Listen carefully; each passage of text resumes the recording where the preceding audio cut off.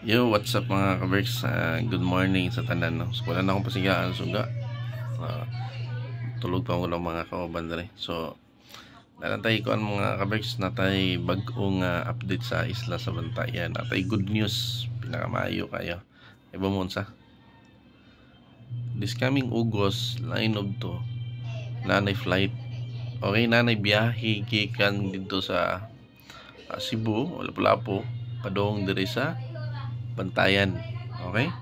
Atong dili ganahan magbus, magbarko. Ganahan mo og paspas.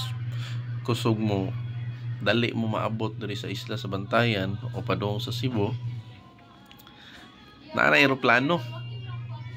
Kaya mo pilay-piliti. Di ko sure kung mausab o dili. Pero karon base sa mga news nga gisulti 888 lang. 888 lang ang plite. So, atong last nagsulti sila nga July daw magkuan kanina nga buwan. Pero ang tinuod is August line of to.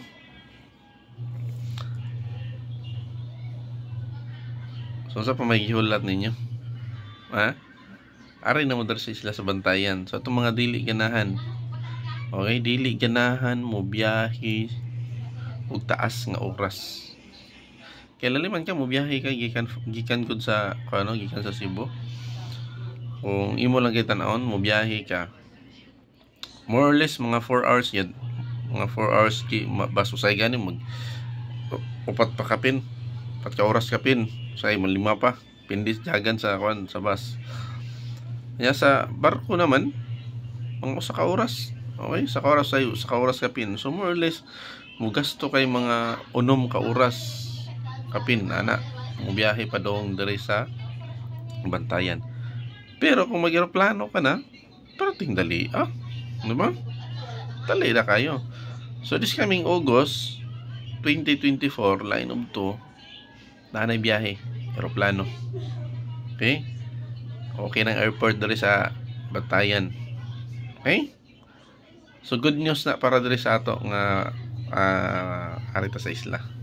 So 888 lang. So ako siya gikwenta-kwenta. Sakto yan. Okay kayo. Kung mabiyahe ka labi na udto, kaon pa ka. So direct 29. Ang plating nga daan sa series 295 ang direct Cebu to Bantayan. Kung mag-island shipping ka 300, 20 ang kuan. So pilan lay kuan, gamay na lang kayo nya mukaon ka pa. Kung mag-aeroplano, goods kayo.